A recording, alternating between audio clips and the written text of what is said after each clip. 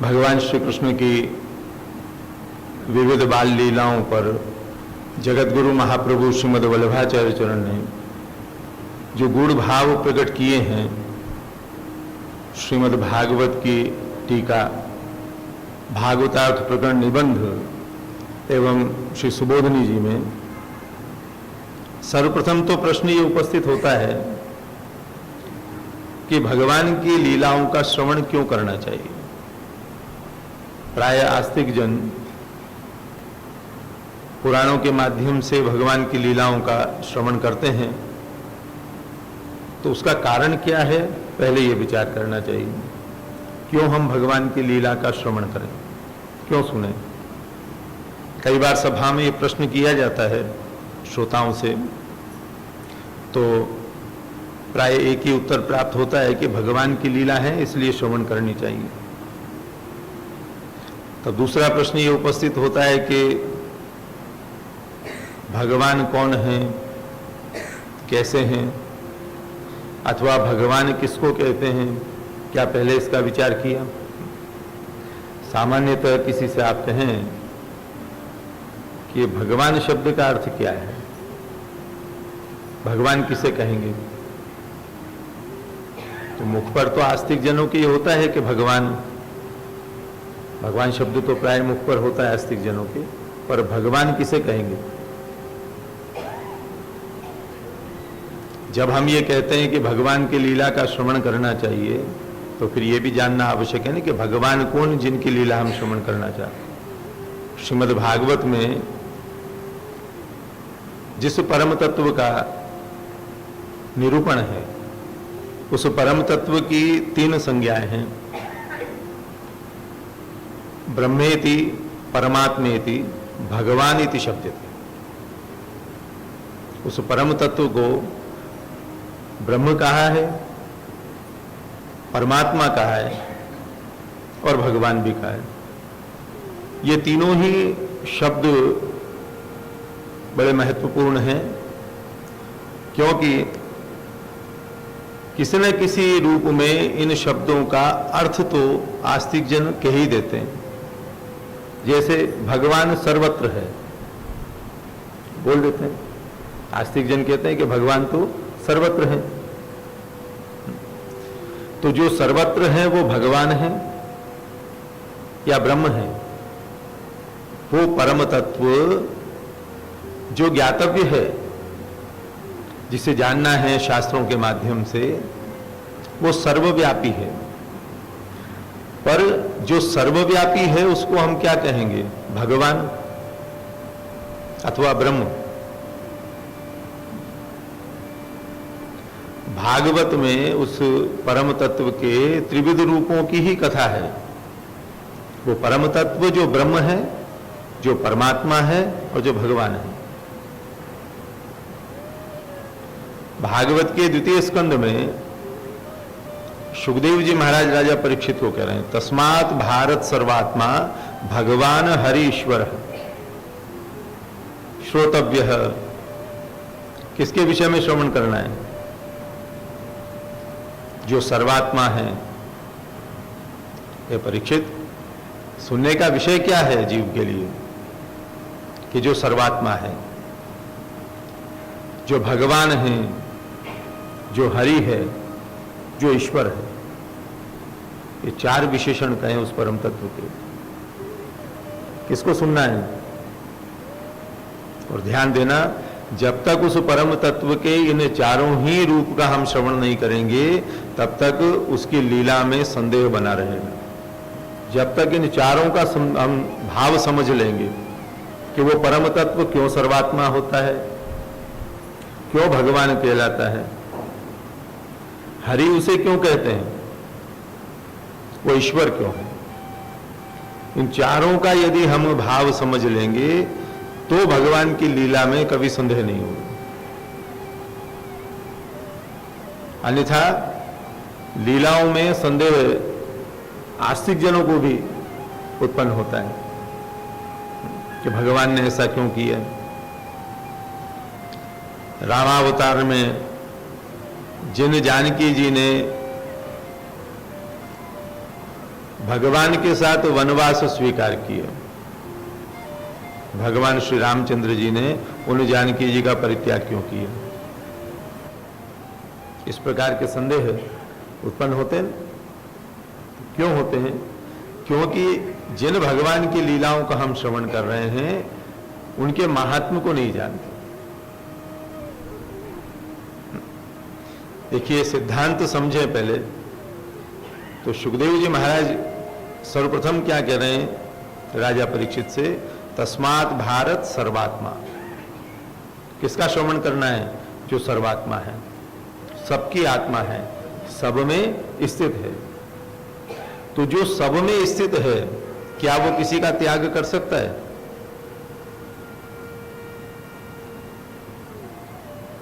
त्याग सदैव दूसरे का होता है।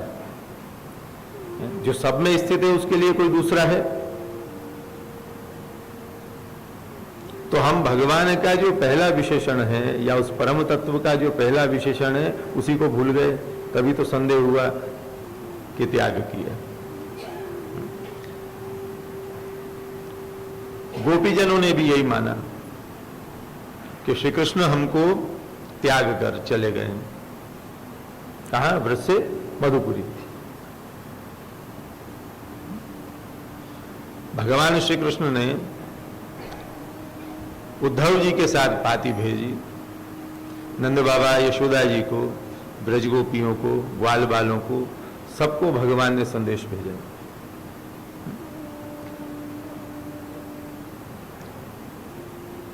गोपियों ने जब ये भाव प्रकट किया उद्धव जी के आगे कि भगवान हमको छोड़कर चले गए, जिन गोपियों ने भगवान श्री कृष्ण के लिए सबका त्याग कर दिया, संत्यज्य सर्व विषयान तव पाद मूलम प्राप्त, जिन गोपियों ने सभी विषयों का त्याग कर दिया भगवान श्री कृष्ण के लिए, भगवान श्री कृष्ण ने उन गोपियों का त्याग किया।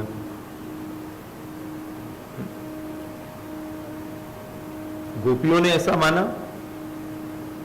कि भगवान श्री कृष्ण ने हमारा त्याग किया और ब्रज छोड़कर मधुपुरी बस गए।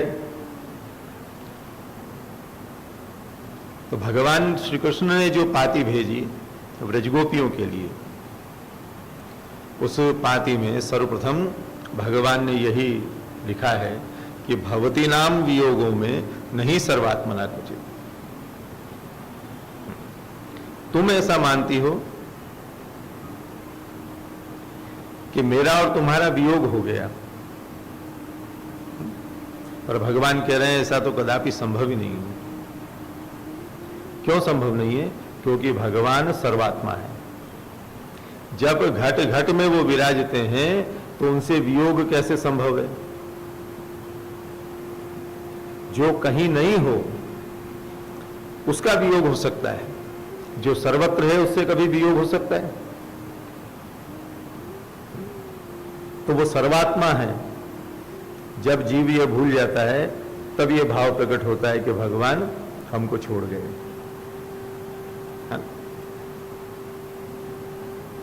यद्यपि भक्ति की ये बड़ी उत्तम अवस्था है, ब्रजगोपियों ने भगवान के मधुरपुरी पधारने पर जो भगवद वियोग में अनुभव किया, भगवद आनंद का, वो तो भक्ति की बड़ी उत्तम अवस्था है। और ध्यान देना इस बात पर कि ब्रज की गोपियां ये वेद की ऋचाएं हैं जो उस परब्रह्म के स्वरूप का वर्णन करती हैं। तो क्या इनको पता नहीं है कि वो सर्वात्मा है? ये तो ऋचाएं हैं वेद की। अथवा जो ऋषि हैं, ऋषियों वही मंत्र दृष्टार है, वो तो भगवान के महात्म्य को जानने वाले हैं। और ये ज्ञान भी शाब्दिक नहीं है। ऋषियों में जो भगवद विषय का ज्ञान है वो शाब्दिक नहीं है, अनुभविक ज्ञान है। तो कैसे भगवान से कह सकते हैं ये कि आप हमको छोड़कर चले गए। तो श्रीमदाचार्य चरण यहां समझा रहे हैं, भगवान की भक्ति उभयविध प्रकार से आनंद को देने वाली होती है। भगवत संयोग में भी आनंद की अनुभूति भक्त करते हैं और भगवत वियोग में भी आनंद की अनुभूति होती है। तो भगवान की इच्छा से भक्त में वियोग का भाव प्रकट होता है। उस वियोग के भाव में ही विरह जो है भक्तों को भगवद अर्थ होता है। यदि वियोग नहीं मानेंगे तो विरह नहीं होगा, और विरह ही भाव को समृद्ध करता है। श्रीमदाचार्य चरण आज्ञा कर रहे हैं, भगवान विरहम दत्वा भाव वृद्धिम करोति। भक्तों को विरह देकर उनके भाव की वृद्धि भगवान करते हैं। तो भक्ति में जैसे संयोग अपेक्षित है भक्त को, ऐसे विरह भी। वो विरह जो है वो वियोग में ही संभव है। तो भक्त में वियोग का भाव भगवान उत्पन्न करते हैं। संयोग दशा में भक्त बाह्य भगवद आनंद की अनुभूति करता है, बाह्य प्रकार से। जैसे जब उद्धव जी ब्रज में आए, नंद बाबा श्री यशोदा जी से मिले, भगवान के संदेश को कहा, तो नंद बाबा भगवान की बाल लीलाओं का स्मरण करते हुए उद्धव जी को कह रहे हैं कि कृष्ण ने कैसे अद्भुत बाल चरित्र किए हैं ब्रज में। नंद बाबा उद्धव जी को उन चरित्रों का कथन कर रहे हैं और यशोदा जी के दोनों नेत्रों से अश्रुपात हो रहे हैं। ये अश्रुपात क्यों हो रहे हैं यशोदा जी को? जिन बालकृष्ण की लीलाओं का नंद बाबा कथन कर रहे हैं, उन लीलाओं को अंत में यशोदा जी अनुभूत कर रही हैं। वाणी से कथन तो नंद बाबा कर रहे हैं और हृदय में अनुभूति यशोदा जी को हो रही है। तो भगवान के परोक्ष में भगवान की अंतम स्फूर्ति वो भी एक विशिष्ट आनंद को देती है, पर वो स्फूर्ति विरह में ही संभव है, और विरह बिना वियोग के होता नहीं है। तो मूल में इन कथाओं का यदि अंतर्भाव विचार करेंगे तो भगवान स्वयं ही ये भाव भक्ति में उत्पन्न करते हैं वियोग का, जिससे भक्त भगवान के विरह में अंतस्फूर्ति उनकी कर सकें। श्री महाप्रभु जी आज्ञा कर रहे हैं कि पुष्टि भक्ति में बाह्य और आंतर उभय प्रकार से भगवान के आनंद को भक्त अनुभव करता है, और ये दोनों ही प्रकार से जब भगवत स्फूर्ति होती है तब भक्ति की पूर्ण अवस्था कही जाती है। भक्ति की परिपूर्ण अवस्था यही है कि बाह्य और आंतर उभय प्रकार से भगवान की अनुभूति होने लगे। तो भगवान ने जब रासादि विहार किए ब्रज भक्तों के साथ, तो बहिर्संयोग को भक्त प्राप्त हुए। जब भगवान मधुपुरी पधारे तो उन बहिर्संयोग की लीलाओं का अंत में ब्रज गोपियों ने अनुभव किया। वस्तुतः भगवान कभी किसी का त्याग नहीं करते हैं, ध्यान, क्योंकि वो सर्वात्मा है ना, त्याग नहीं करते। किंतु भक्ति मार्ग में आंतर बाह्य उभय प्रकार से भक्त को भगवद रस की अनुभूति हो, इसलिए भगवान इस प्रकार की लीला करते हैं कि भक्त को ऐसा प्रतीत होता है कि भगवान का हमसे वियोग हुआ है। और लोक में भी देह संबंध में भी प्राय अपन ये अनुभव करते हैं। जिसमें स्नेह का आधिक्य होता है नहीं, वो जब दृष्टिपथ में नहीं आता, वो परोक्ष जब हमसे होता है, तब उस अवस्था में उसका और अधिक स्मरण होता है, प्रगाढ़ स्मरण होता है। और वो स्मरण कैसे होता है?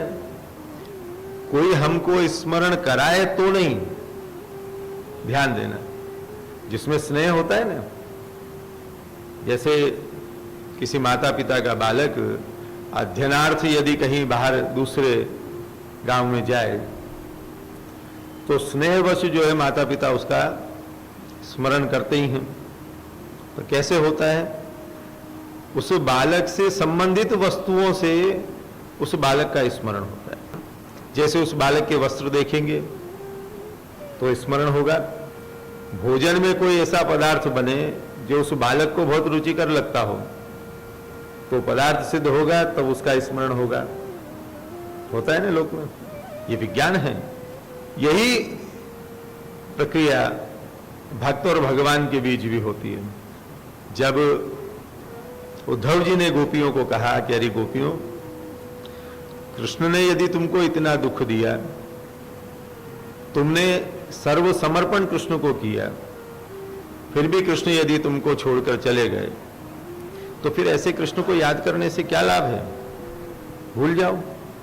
वो कृष्ण कपटी है, निष्ठुर है। गोपियां भी तो गान कर रही है ना, मधुप कितब बंधो। मधुप से क्या करेंगे? तू कपटी का सखा है। अरे भाई, कपटी है ये जान लिया तो भूल जाओ, क्यों ऐसे को याद करना? तो गोपीजन उद्धव जी से कहती है कि उद्धव जी, हम तो बहुत प्रयत्न करती हैं, इतना स्नेह इतना प्रेम करने के बाद भी जो उस प्रेम का मोल नहीं समझे, ऐसे को क्या याद करें? किंतु उसे कृष्ण से संबंधित जो वस्तु हैं वो हमको कृष्ण को भूलने नहीं देती। तो ब्रज में ऐसे कौन से वस्तु पदार्थ हैं जिनका कृष्ण से संबंध नहीं है? ब्रज में ऐसे कोई पदार्थ नहीं है। गोपीजन कह रही है ये लता पता भी कृष्ण का स्मरण कराती हैं। जब मार्ग में गमन करते भगवान श्री कृष्ण इन लताओं पर अपना हस्त रखते हैं तो ये और लहराने लगती हैं, आनंद को प्राप्त हो जाती हैं। इनकी वो अवस्था हमने देखी है और उसका वर्णन रास पंचाध्यायी दशम स्कंद में है कि जब भगवान ने अंतर ध्यान लीला की तब गोपियों ने अन्वेषण किया भगवान कृष्ण का, है? तो लता पताओं से भी पूछ रही हैं, वृक्षों से भी पूछा गोपियों ने। क्यों लताओं से पूछा? वो तो जड़ हैं। वृक्षों को क्या वाणी है? पर गोपी उनके आनंद को देख चुकी हैं। जिस वृक्ष के नीचे खड़े होकर भगवान ललित त्रिभंगी स्वरूप से वेणुनाद करते, वो वृक्ष भी मधुधारा श्रवित करने लगते। उस नाद का, उस रस का आस्वादन करके गोपियों ने उस दशा को देखा है। तभी तो उनसे पूछ रही थी कि कृष्ण कहां गए। तो लोक के लिए जड़ होंगे, पर हम जानती हैं कि भगवान के आनंद को इन सब ने प्राप्त की। तो जड़ पदार्थ भी चेतन हो जाते।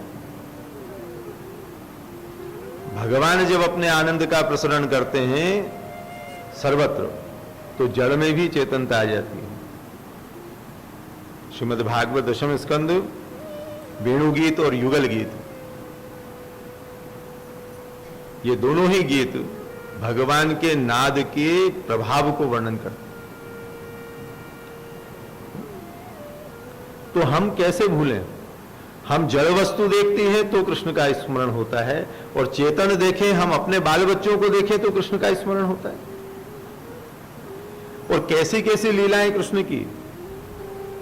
बालक जो वयस्क हैं, समान वय के हैं, उनके साथ तो क्रीड़ा करते ही, पर जो छोटे छोटे बालक हैं